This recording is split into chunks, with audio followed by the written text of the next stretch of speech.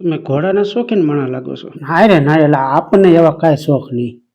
ઘોડા ઉપર બેવું, મોટરસાયકલ ઉપર જવું, ફોર વ્હીલમાં જવું, આપણે ફૂગવાનું કામ હોય, ફૂગી ગયા એટલે પૂરું થઈ ગયું. તે દી તો શું થયું હતું કે મોટા ભાઈ છે ને મોટરસાયકલ લઈને બહાર ગમ ગયા હતા. તો મને કે હાંજક બાજુ તો જાય છે, રોજડા આવે છે, એટલે કાંટો મારી જાય ખેતર. એટલે સાહેબ મોટરસાયકલ હતું ને એટલે હું નીકળ્યો હાલીને. પાદરમાં કચરા બાપા બેઠા હતા. મને કહેલા કઈ બાજુ કે હાલી વાડીએ જાઉં છું બાપા.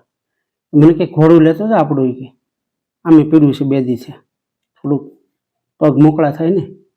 મેં સારું ઘોડું લઈ આવ્યા, મને માથે બેહેરો, મારો પટાટીયો, પદરું પદરું પદરું ઉપડ્યું ઘોડું. પણ એ ઘોડું હાળું ત્રિકમ કાકાનો ઓલો ખીજડો રહ્યો ન્યા જઈને હાળું ઊભું રહી ગયું. પછી હલે કે સલે કાંઈ નહીં, ખીતો થઈ ગયો એમને. બહુ માથાકૂટ કરી પણ હાલ્યું નહીં. પછી ઘોડાને મેં અહીંયા નોડી દીધું ખીજડાએ.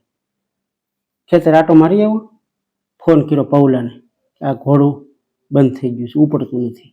આવ્યું તો એમને ગધેડાને તેમ આમ ઊંધું મોઢું રાખીને બેઠું હતું, ઊભું હતું, આમને ઊભું રહ્યું, હલે ચલે.